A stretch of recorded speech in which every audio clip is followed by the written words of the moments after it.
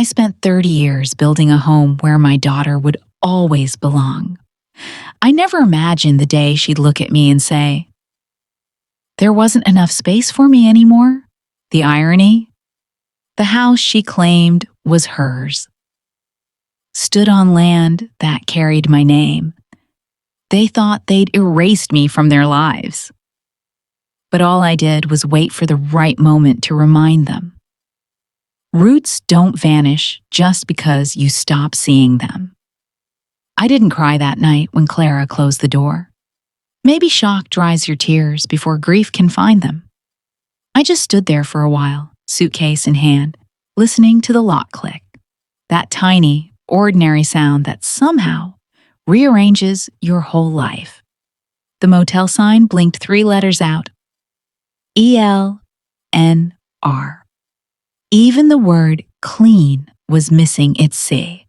I guess it fit me perfectly. I wasn't whole either. The man at the front desk didn't look up much. He just handed me a key that stuck in the lock, like it was doing me a favor. The room smelled of lemon cleaner and old smoke, the kind of smell that clings to everything you own after just one night. There was one window, half painted shut. The light from the street made long orange stripes on the wall, cutting through the cracks like they were measuring the distance between what I had and what I lost. I unpacked a few things: pajamas, a toothbrush, a photograph. Just one. It was from the day we buried her father. She was 17, wearing his old denim jacket, trying to be strong for me. I remember thinking, she'll always have me, and I'll always have her. Funny how promises age faster than people do. I set the picture on the nightstand. For a second, it looked like he was smiling at me, and she was smiling at him, and we were still a family suspended in time, before bills and grief and marriages that change people. The bed creaked when I sat down, like it was protesting another body's sadness. I boiled water in the small kettle, poured it into a paper cup. The steam fogged the mirror, and for a second, I saw myself twice: the woman I am and the one I used to be. You know, being alone isn't new to me. When my husband passed, I thought I'd already met loneliness. But grief is loud. It keeps you company. This silence, though, it's polite. It waits. It watches you fold your clothes slower, eat quieter, exist smaller. Sometimes I talk to the picture. She's fine, I tell it, even when I don't know. You'd be proud of her, but she's tired, I think. I tell him everything I can't tell her. That the house looked beautiful when I left, that she's done well, that maybe I should have been softer, or maybe I should have stayed longer before she could ask me to go. I text her once in a while. Nothing heavy, just hope you're doing okay, or saw a dog that looked like Pepper. She reads them, always reads them, but she doesn't answer. Those 3 little dots never appear. It's strange how silence can feel heavier than words. On Sundays, I walk to the corner cafe, a cheap place with chipped mugs and a jukebox that still works. There's a waitress named Carla who calls everyone sweetheart.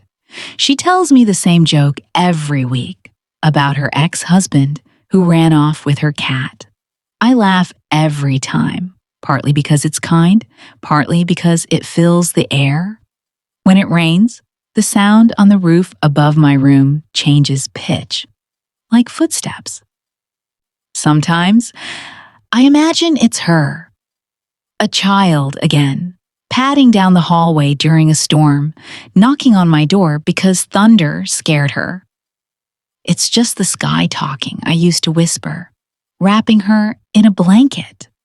Now it's my turn to listen to the storm alone. The irony doesn't hurt as much as it used to. Now it just hums like a lullaby for someone who forgot the words. The neighbors are quiet. There's Linda across the hall, a nurse who works the night shift.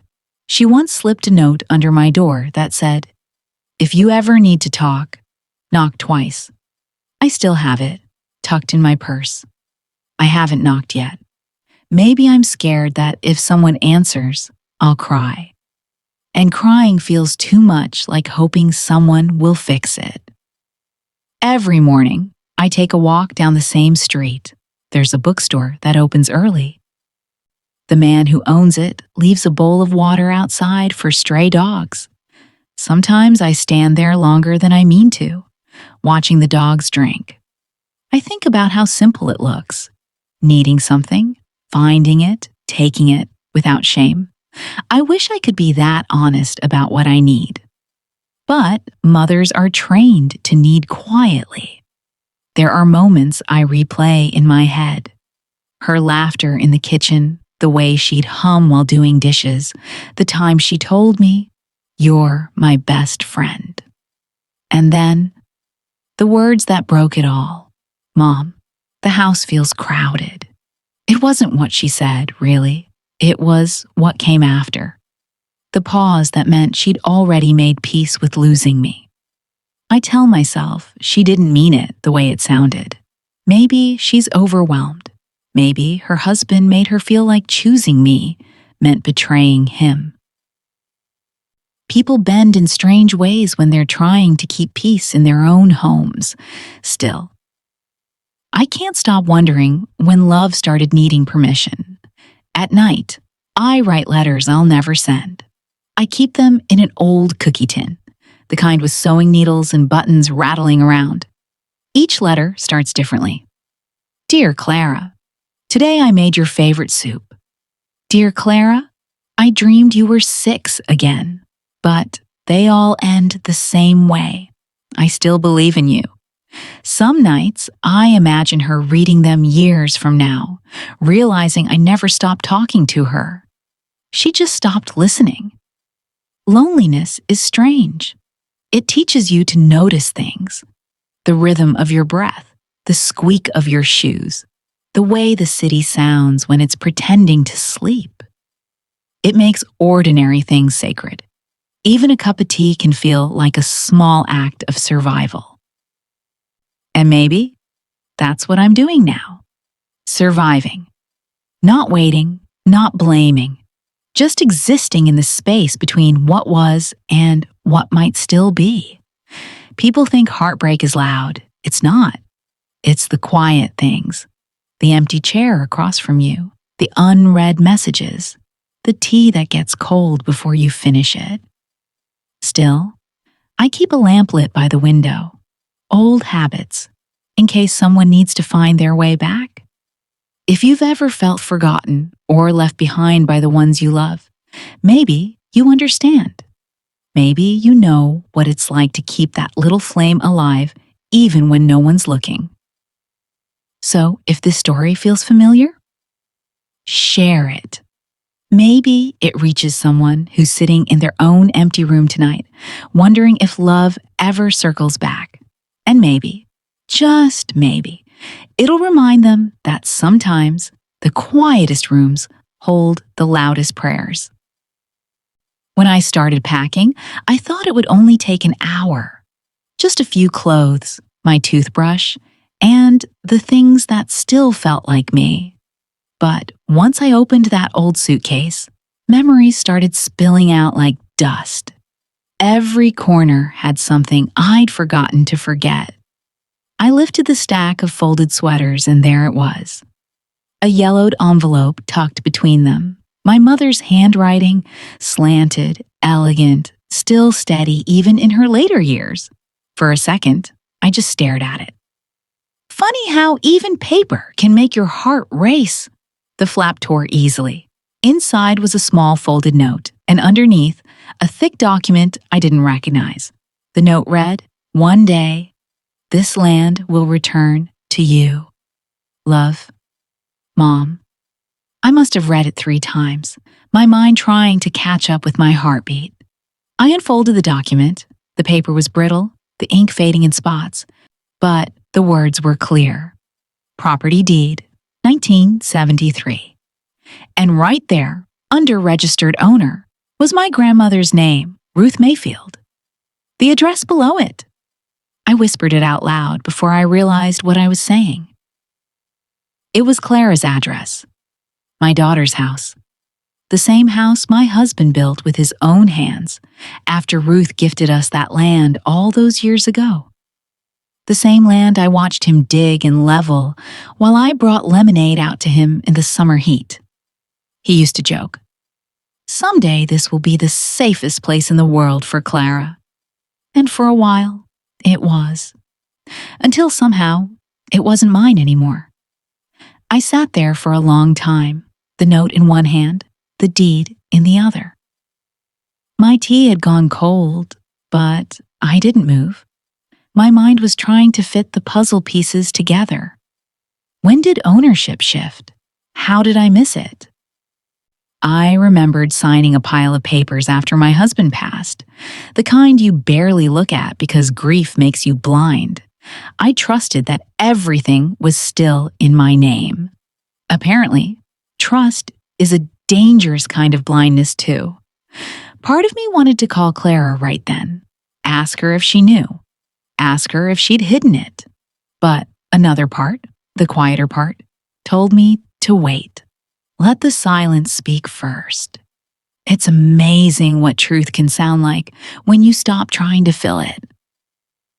I ran my fingers across my mother's handwriting again. Her words weren't angry. They were gentle, like she knew this moment would come, like she was leaving me a map back to my dignity. One day, this land will return to you, not a threat, a promise. The irony wasn't lost on me. My daughter, living in the home built on her grandmother's gift, telling me there wasn't room for me anymore. The walls that once echoed my laughter now kept me out. I laughed softly to myself, not out of humor, but disbelief. "Mom, you really knew, didn't you?" I said to the empty room. The silence felt warmer after that, as if the past was sitting beside me, nodding quietly. I took a deep breath, folded the documents carefully, and placed them back into the envelope. My hands didn't shake, though I thought they would. Instead, a strange calm settled in. I wasn't sure if this discovery was revenge waiting to happen, or grace arriving late, maybe both. That night, I couldn't sleep. Every time I closed my eyes, I saw the old house, the porch light, the roses I planted near the mailbox, the wind chime Clara made when she was 7. I wondered if she ever noticed that the roots of those roses had outlived everything else. In the morning, I walked to the library down the street. The clerk there showed me how to look up property records online. It took 3 tries before I found it. The land was still under the name Eleanor James. Mine. Not Clara's, not her husband's. Mine. I sat back in the chair, whispering. So it never left. It felt like the first time in years I'd said something true out loud. I printed the record and slipped it into my bag. The paper was warm from the printer, almost alive. There's something powerful about proof. Not because it changes the past, but because it tells you you're not crazy for remembering it right. On the walk home, the sky was clear, that rare Seattle blue that almost looks painted. I passed a mother and daughter holding hands, both laughing about something. For a moment, my chest ached in that sharp, specific way that nostalgia does. I didn't envy them. I just missed being them. When I got back to my room, I laid the papers on the table and looked at them again. This time, they didn't feel like artifacts. They felt like keys. I made myself another cup of tea, the way my mother used to, strong, no sugar. I looked at her handwriting once more and said, "All right, Mom, I hear you. I'll take it from here." But I didn't know yet what here meant. I didn't know if I'd march to Clara's house with these papers or tuck them away forever. Maybe this wasn't about taking something back. Maybe it was about remembering what was never truly lost. As the sun dipped below the window, a small breeze pushed through the cracked glass, brushing against the papers like a blessing. I closed my eyes and smiled. Sometimes the universe doesn't shout. It whispers through things your mother left behind. Maybe I'll figure out what to do tomorrow. For now, I'll let the truth sit here with me, patient, quiet, and finally seen. The letter from my mother kept me awake that night. It sat on the nightstand beside my tea, glowing faintly in the streetlight, as if the paper itself was alive. One day, this land will return to you. The words looped in my head like a song I couldn't stop humming. By morning, I'd made up my mind. I took the early bus across town to an office I hadn't stepped into in nearly 20 years, Green and Associates. The last time I was there, my husband and I were finalizing the paperwork for our home. I remembered how proud he looked holding that deed. How he signed it like he was building our future one stroke at a time. The office smelled the same, lemon polish and dust.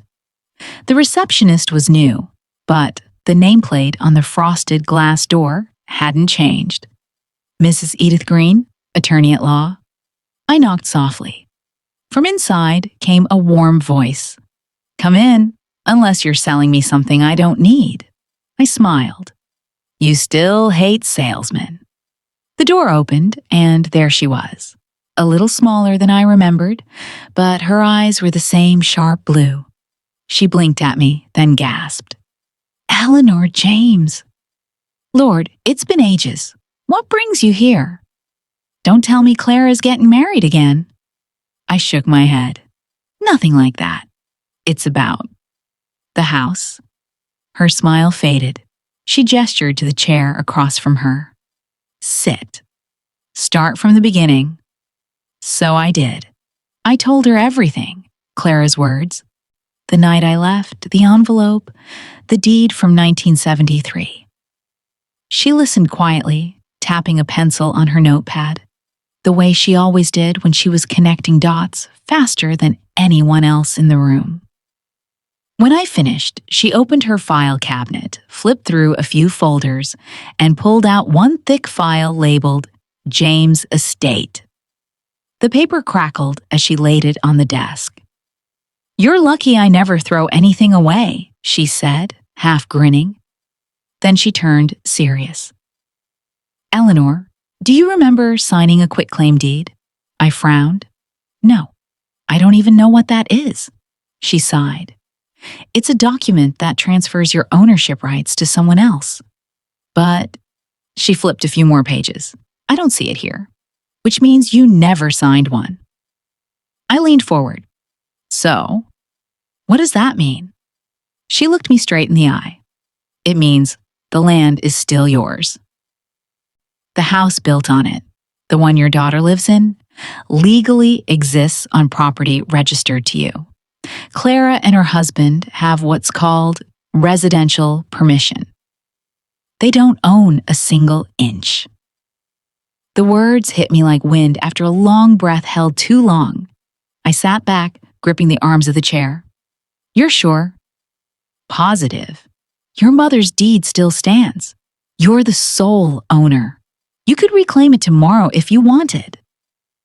For a moment, I couldn't speak. All the hurt I'd carried these months, being pushed out, forgotten, treated like a burden, twisted into something else. Not anger, not revenge, power, quiet, deliberate power. Mrs. Green leaned closer. Eleanor, forgive me for saying this, but what do you want to do with this information? I thought about Clara's face that night, the way she couldn't look me in the eye. The way her husband's hand rested on her shoulder like ownership. I exhaled slowly. I don't know yet. Green nodded as if she understood. Whatever you decide, Do it with a clear head. Property law is on your side. But hearts. Hearts don't follow the same rules. I smiled faintly. You always did sound more like a priest than a lawyer. She chuckled. And you always underestimated yourself. You built that home, Eleanor. You signed the first stone. Those words stayed with me the whole way home. I rode the bus in silence, watching raindrops chase each other down the glass. They thought I had nothing left. They forgot who signed the first stone. When I got back to my room, I spread the documents across the table like puzzle pieces. My mother's note, the 1973 deed, Mrs. Green's printout confirming the title. Each one told the same story. One I'd somehow forgotten belonged to me. I thought about calling Clara again. I even typed a message. Did you know the house sits on Grandma's land? But I deleted it before sending. Words felt too small for what I needed to say. Instead, I opened my old notebook and began writing. Not a letter this time, a plan. Not for revenge, but for restoration. Because sometimes justice isn't about winning. It's about remembering what was yours before someone told you to forget. I wrote down Mrs. Green's advice too. Hearts don't follow rules. She was right. Mine was finally learning to stand without permission. That night, I brewed a cup of tea and sat by the window. The city lights blurred through the rain, and I realized something I hadn't felt in months. Peace. Not the kind that comes from being left alone, but the kind that comes from knowing you're no longer powerless. I whispered into the quiet, You built your home on my mother's gift, Clara, but you forgot where the roots came from. Then I smiled, not bitterly, but with a kind of tired grace. Maybe it's time I remind you. If you've ever had someone take your kindness for weakness, if you've ever given so much that they forgot who gave it first, maybe you know how this feels. Sometimes strength doesn't look like shouting. Sometimes it's a woman sitting in a small room, holding the truth in her hands, and finally realizing she never lost it. The papers from Mrs. Green sat on my kitchen table for 2 nights before I touched them again. I kept walking past them, pretending I didn't notice. Maybe I was afraid of what power looks like when it finally lands in your lap after a lifetime of giving it away. On the 3rd morning, I folded the deed, slipped it into my purse, and walked downtown. Seattle rain, steady as always. The street smelled like wet asphalt and coffee. I wasn't going to confront Clara, not yet. I wanted to understand what she was building, what she thought was hers. At the corner cafe near her neighborhood, I ran into Mrs. Hollis, the woman who lives 2 doors down from my daughter. She recognized me instantly. Eleanor, it's been a while. You must be proud. Clara's studio plans are all everyone's talking about. I blinked. Studio? Oh, yes, she said, lowering her voice like she was sharing something sacred. She and that husband of hers are buying up the empty lot beside the house. Going to open some fancy art studio. A new chapter, she called it. Big dreams. I smiled politely, thanked her, and left before she could see the tremor in my hands. The empty lot she was talking about, that was still part of my mother's land. My land. I stood across the street from the property later that afternoon, watching the workers measure and stake the ground. Clara was there, clipboard in hand, her hair tied up, face bright with determination. For a moment, I saw the little girl who used to build castles out of couch cushions. Then I remembered her words. Maybe it's better if you stay somewhere else. I could have called out to her. I didn't. I just whispered to myself, You're still building on my ground, sweetheart. You just forgot who poured the foundation. That night, I called Mrs. Green again. I want to make a purchase, I told her. There was a pause. You mean a sale? No, a purchase. The lot beside my old house. She didn't question me. Maybe she heard something in my voice, a firmness that hadn't been there before. The next few weeks were a blur of phone calls, signatures, and paperwork.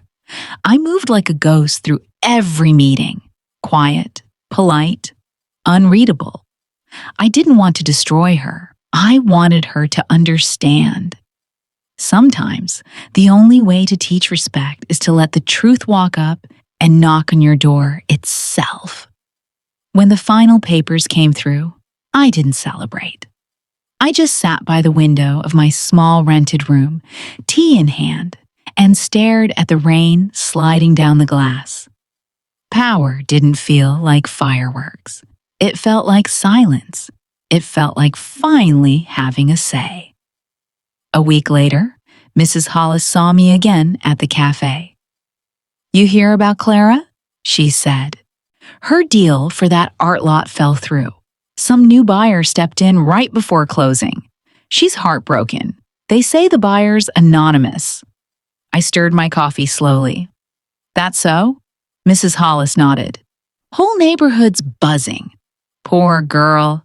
Never saw it coming. I smiled gently.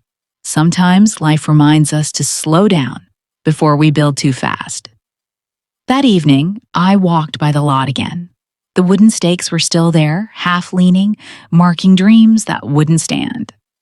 I ran my fingers across one of them, the paint smudging my skin. It wasn't victory, I felt. It was gravity, the kind that pulls you back to yourself. Inside, I could still hear her laughter echoing from years ago, when her father was alive, when the three of us planted those rose bushes along the fence. He used to say, respect the roots, and the garden will take care of itself. Somewhere along the line, Clara had forgotten that. Maybe I had too. I whispered into the night. I didn't need your apology, Clara. I just needed you to remember what respect looks like. Back at the motel, I folded the deed carefully, placing it beside my mother's letter. Her handwriting stared back at me. One day, this land will return to you. It had. But I didn't want to use it as a weapon. I wanted to use it as a mirror. If you've ever been dismissed, underestimated, or treated like you had nothing left, maybe you know this feeling. That quiet satisfaction of reclaiming your worth, not with shouting, but with stillness. The letter arrived early on a Thursday morning. The envelope was plain, white, thin, almost forgettable, but the seal on it wasn't. Clara recognized it immediately. Seattle Department of Land Records. She tore it open right there in the kitchen, half distracted, sipping her coffee. At first, her eyes skimmed over the words. Then they stopped. Then they froze. Effective immediately, it read, ownership of the property located at 41 Maple Street has been transferred back to Mrs. Eleanor James. The mug slipped from her hand, shattered across the tile. Her husband, Daniel, called from the living room. What was that? She didn't answer. She couldn't. Her chest was tight, her pulse pounding so loud she could barely hear anything else. The walls, the ones she'd painted, the curtains she'd chosen, the floors she'd scrubbed, they all seemed to tilt like the house itself was leaning away from her. She read the letter again, slower this time, each word heavier than the last. It wasn't a mistake. It wasn't a notice. It was a statement of fact. The land was gone. The home was no longer hers. Or maybe it never had been. She grabbed her coat, left Daniel mid-question, and ran out the door. The air was sharp and wet. She drove without thinking, her knuckles white on the steering wheel, her mind replaying every memory she had of that house. Christmas mornings, birthday dinners, the night she told her mother to leave. Her own words came back like a ghost she couldn't shake. "Mom, the house feels crowded lately." She reached the old rental complex in under 15 minutes. Her mother's room was at the end of the narrow hallway, the one with the flickering light. Clara hesitated, her hand hovering over the door. Before she could knock, she saw it, an envelope taped to the wood. It was addressed to her, Clara. Her throat went dry. She peeled it off slowly, unfolded the letter. Inside. It wasn't long, just a few sentences written in her mother's steady, deliberate handwriting. "Don't worry, darling. You can stay, as long as you remember whose roof this is." Clara sank against the wall, her knees weak. She could almost hear her mother's voice saying it. Not cruel, not gloating, just calm, controlled. The kind of calm that comes when you finally stop asking for permission to stand tall. The hallway swayed in her vision. She blinked hard, trying to push the tears back, but they came anyway. Hot, silent, humiliating. She hadn't wanted this. Not really. She just wanted peace. But peace built on pushing someone out isn't peace at all, is it? She thought of that night, the night she told her mother to leave.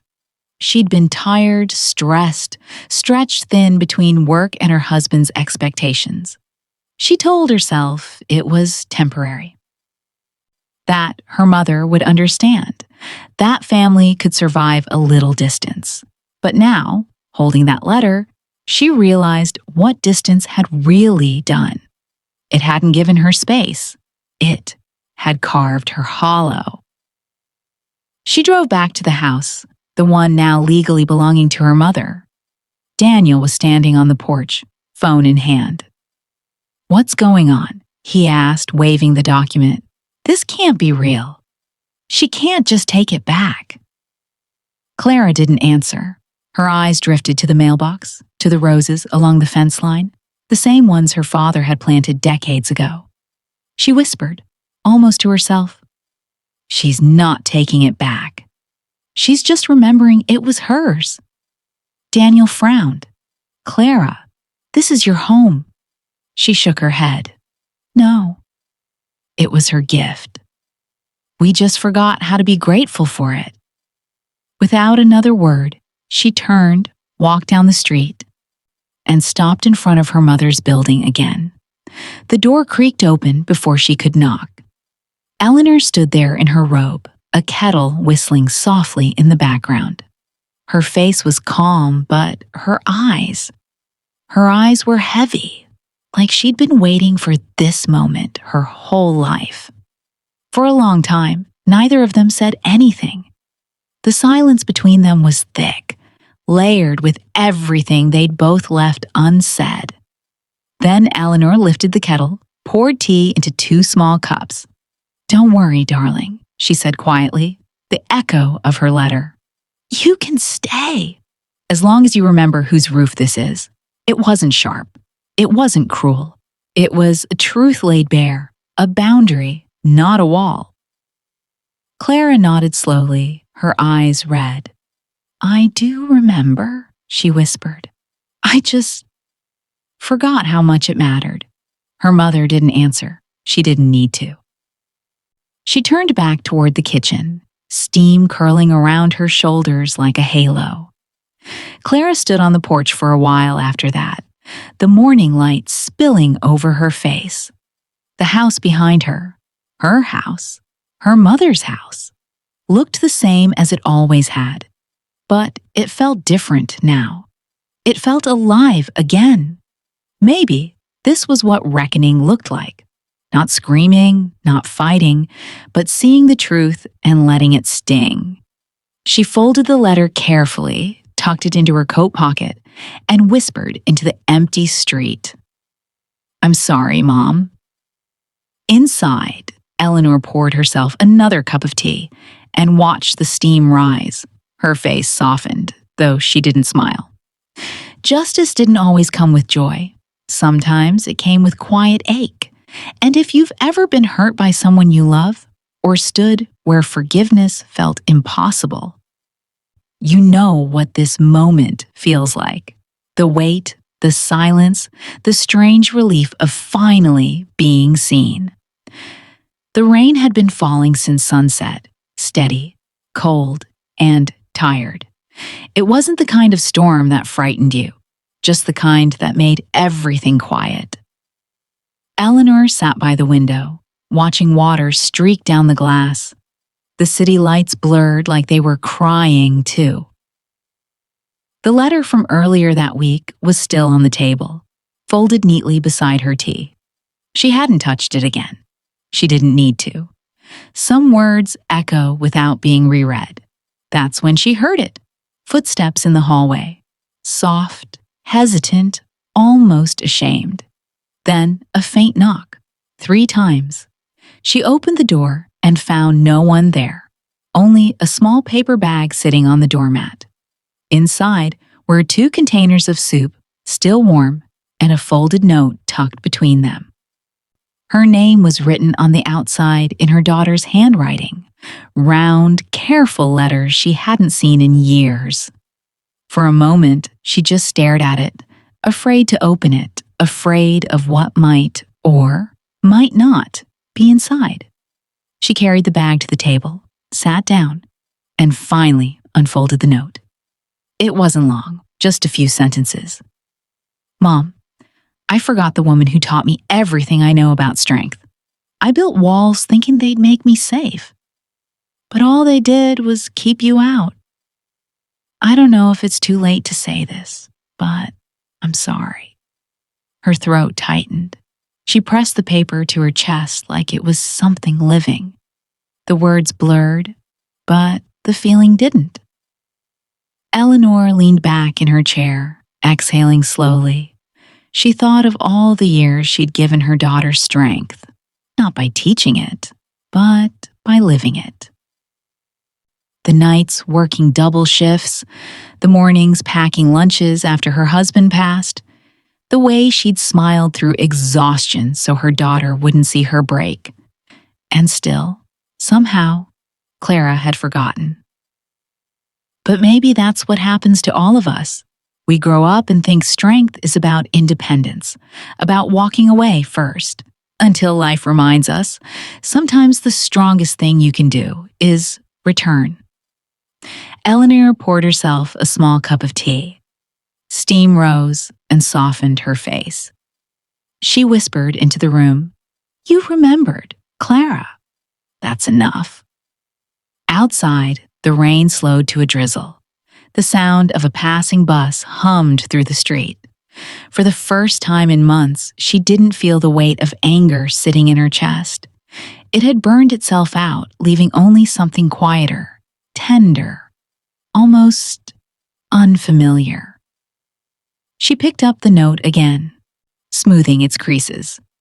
I forgot the woman who taught me everything I know about strength. The line replayed in her head, gentle but heavy with truth. She smiled, not proudly, but with relief. She had spent so long proving her worth that she'd forgotten what forgiveness felt like when it finally lands. Not every apology comes when you want it. Some arrive late, damp with regret, carried by the rain. But forgiveness isn't about timing. It's about recognition.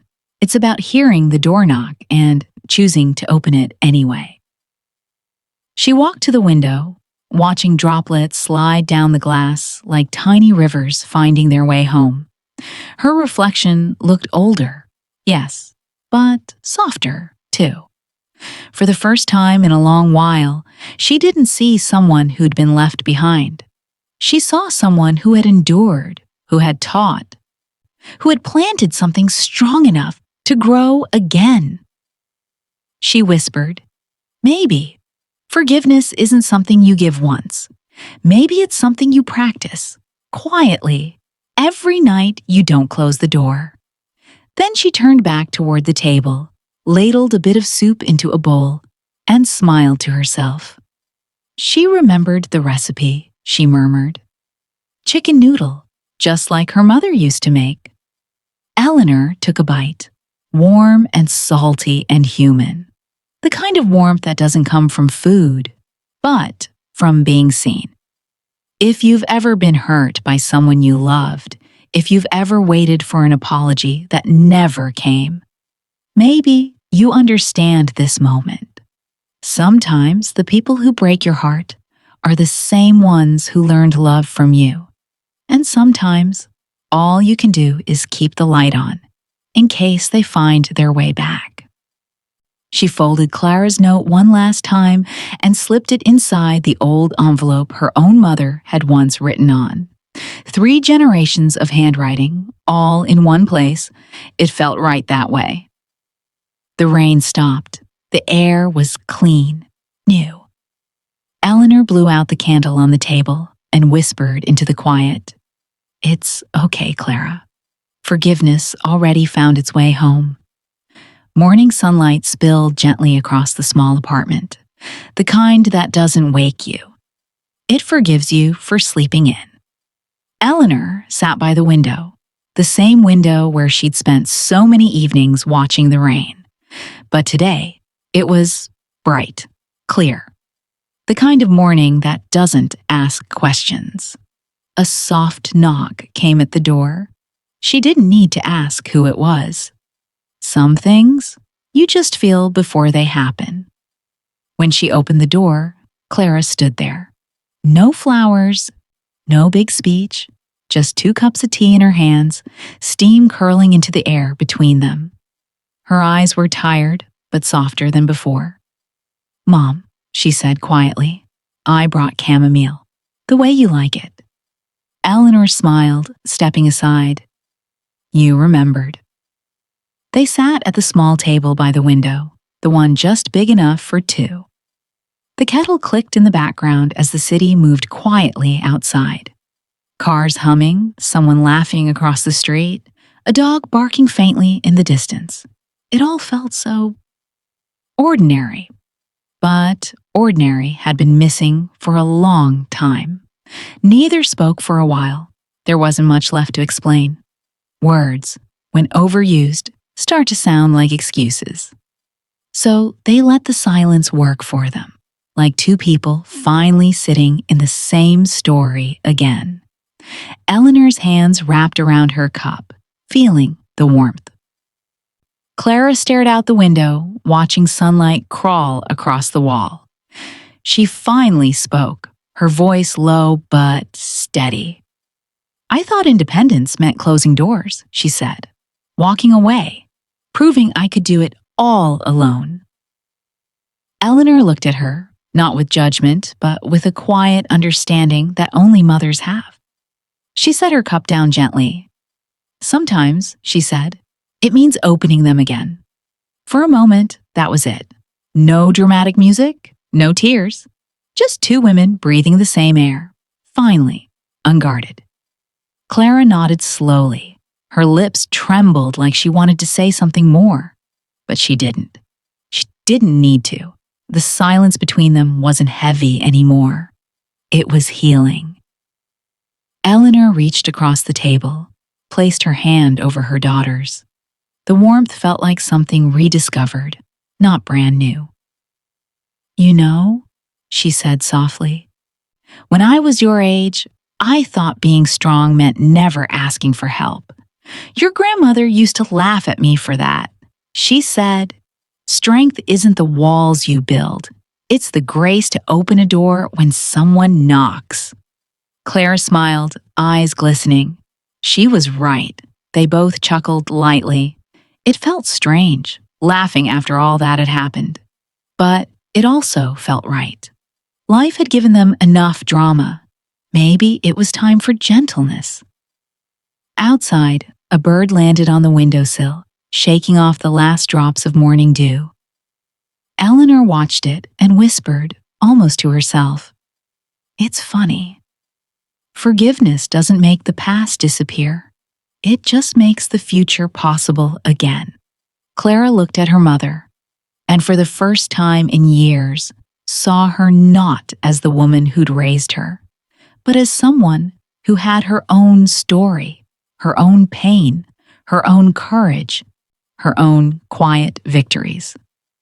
"I miss this," Clara said. Eleanor nodded, smiling faintly. "Me too." They finished their tea in silence, sunlight growing warmer with each passing minute. The world outside didn't change, but something inside that little room had. When Clara stood to leave, she hesitated at the door. "Do you want me to stop by tomorrow?" Eleanor tilted her head, teasing gently. "Only if you bring more tea." Clara laughed, a real laugh this time, and said, "Deal." The door closed softly behind her. Eleanor turned back to the window. The light hit the empty cup, and for a second, it looked like it was glowing. She sat there quietly, letting the peace settle in, letting it be enough. Some wounds don't need to be erased. They just need to be witnessed. And that morning, both women had finally looked at theirs, not as scars, but as proof that love can survive the breaking. If you've ever had a moment like this, one small conversation that stitched something back together, you know it doesn't take grand gestures to heal a family. Sometimes it's just a cup of tea by the window. The morning she signed the papers, the air felt lighter than it had in months. The sun came through the blinds in long, thin stripes, catching the dust as it floated lazily through the room. Eleanor sat at her small oak desk, a pen in hand, the document spread neatly before her. The header read, "Transfer of Partial Property Rights."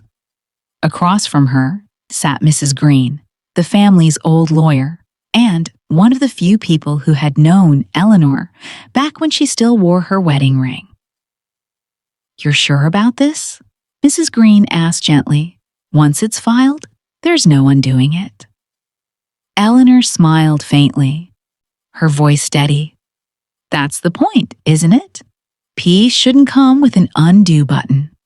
Her signature flowed across the page, the ink dark and final. As she set the pen down, she felt something unexpected. Not loss, but clarity. For the first time in years, she wasn't fighting for what was hers.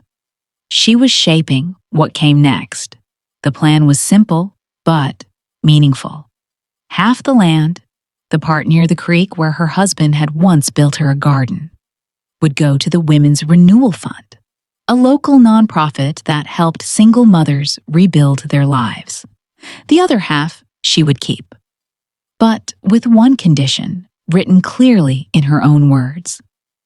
"This land shall be shared with my daughter, Clara James, for the purpose of building something that honors women who raise their children alone." Mrs. Green adjusted her glasses, reading it twice.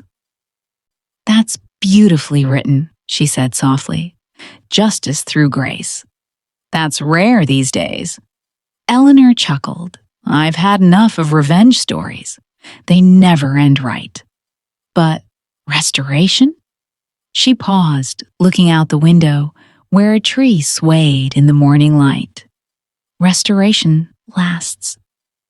Later that afternoon, she walked the edge of the property. The same land her mother had once promised her. The same land her daughter had taken for granted. The grass was damp from last night's rain, and every step left a small print behind. She thought about her mother, about the generations of women before her who had built their lives on soil they were never fully allowed to own. She whispered into the wind, "This time, we finished the story." At sunset, she invited Clara over, not to talk, not to argue, just to hand her the document. Clara arrived hesitantly, her hair pulled back, her expression cautious. She took the folder, her eyes scanning the words. At first, she didn't understand. Then she looked up. Mom, you're giving part of it away? Eleanor nodded. I'm sharing it, with purpose. You'll have your part, but I want you to use it for something that means more than just walls and rooms. Build something that gives women like us a voice. Clara's eyes filled, her throat tight. After everything I did? Eleanor smiled. Especially after everything you did. That's how we move forward. There was no grand embrace, no cinematic music. Just two women, mother and daughter, standing in the quiet glow of a setting sun. Two shadows crossing paths again after years of walking apart. As Clara folded the document, she caught the line her mother had added at the end. Justice isn't revenge. It's restoration. The word struck her harder than any scolding ever could. She nodded slowly, pressing the paper to her chest. I'll build it, Mom. I promise. Eleanor reached out, brushing her daughter's cheek the way she used to when Clara was a child, afraid of thunderstorms. Make it a place that feels like shelter, she said softly, for someone who's lost everything but their will to keep going. That night, Eleanor sat again by her window with a cup of tea. The city lights flickered in the distance, the hum of traffic a lullaby she'd grown used to.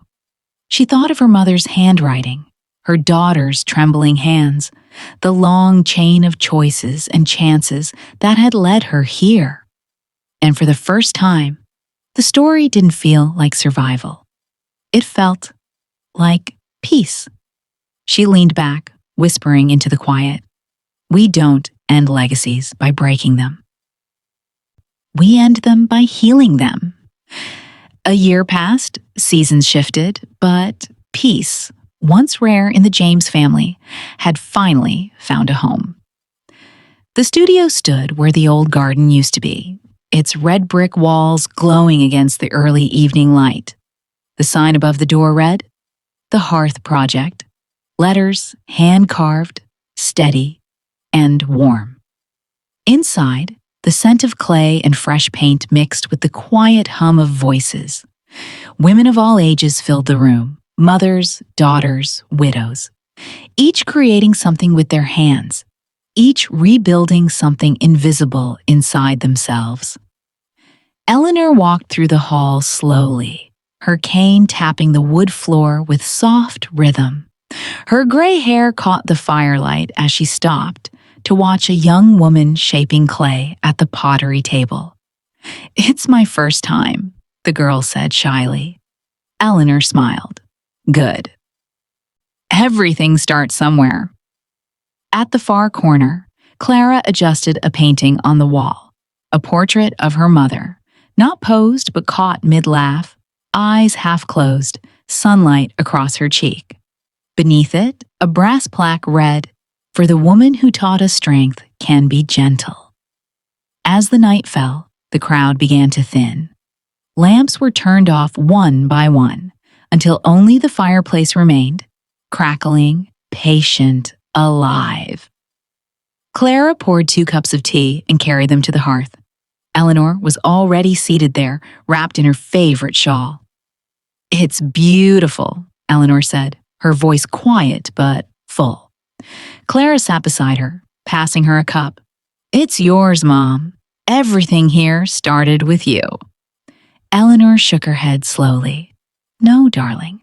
It started with us learning how to listen again. For a moment, they sat without speaking. The firelight flickered across their faces, the same warmth that had once filled their old home, now reborn in this one. The silence between them wasn't empty anymore. It was full of everything they'd forgiven, everything they'd learned to let go of. Clara looked into the flames. I used to think you were holding me back, she said softly, but I see it now. You weren't heavy, Mom. She paused, her eyes glistening. You were the foundation. Eleanor turned to her, and for the first time in years, her smile reached her eyes. That's what mothers are supposed to be, she said. We hold steady so you can build. The room was quiet except for the sound of the fire. The warmth reached the old photograph on the mantel, the same picture Eleanor had carried through every move, every heartbreak.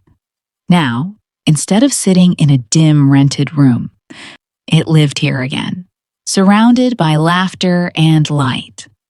Clara leaned her head against her mother's shoulder. Do you ever miss the old house? Eleanor took a long sip of her tea, her gaze still on the fire. Sometimes, she said. But then I remember, it wasn't the walls that made it home. It was the love that survived them. Clara smiled through her tears. You always have the right words. Eleanor chuckled. Age gives you that, but don't worry. You'll earn yours in time. Outside, snow began to fall lightly, tapping the windows like a gentle reminder of all the winters they had weathered. Inside, the flames kept steady, bright against the cold. As the camera lingered on them, two silhouettes framed by the glow of the hearth, the voiceover began, quiet, reflective, steady. They called me a burden once. Now, I see it differently. I wasn't heavy. I was the foundation. The shot widened, showing the Hearth Project sign outside, the lights glowing softly under the snow, laughter echoing faintly from within. When we stop seeing care as a weight, the voice continued, we realize it's what holds the world together. Eleanor reached for her daughter's hand. Their fingers intertwined naturally, like they had always been meant to. And as the fire burned steady, the screen faded to black. Only the sound of the crackling logs remained, carrying the story's warmth into silence. Then, a final line appeared on screen. Tag someone who once made you feel small, and remind them how strong you've become. A pause. Then a soft voice, almost like a whisper. And if you're lucky, forgive them before the fire goes out.